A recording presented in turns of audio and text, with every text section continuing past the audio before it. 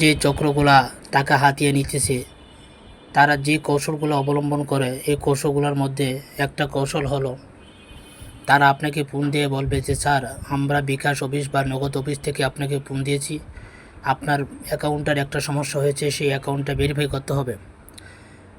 আমরা তারা কথা বলবেন যে স্যার, আপনার পিন নাম্বারটা আমাদেরকে দিবেন না, বা আপনি কেউ যদি আপনার কাছে পিন নাম্বারটা চায় সেটা আপনি দিবেন না, তারা এই কৌশল অবলম্বন করবে।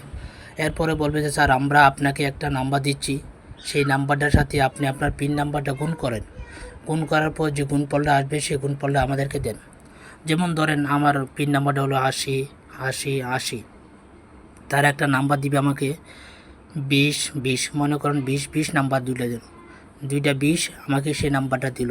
দেওয়ার পর আমি যখন আমার পিন নাম্বারটার সাথে তাদের দেওয়া নাম্বারটা গুণ করলাম, গুণফল হলো এটা। এই গুণফলটা বলবে তারা যে স্যার, আপনি আমাদেরকে সেই গুণফলটা বলেন।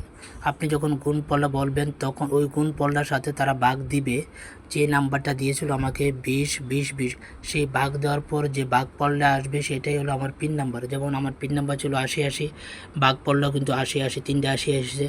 তা এই কৌশলে আপনার কাছ থেকে পিন নাম্বারটা হাতিয়ে নেবে। তাই খুব সাবধান এবং সতর্ক। বিকাশ এবং নগদ অফিস থেকে তারা গ্রাহকের কাছে ফোন দিয়ে তাদের পিন নাম্বার চায় না বা এরকম কৌশল অবলম্বন করে না। কেউ যদি এরকমভাবে কৌশল অবলম্বন করে তাহলে বুঝতে হবে সে একজন প্রতারক, সে একটা চক্র। তার থেকে অবশ্যই সাবধান হতে হবে এবং সতর্ক হতে হবে। তার সাথে কখনো কোনো অবস্থায় কোনো কিছু শেয়ার করা যাবে না।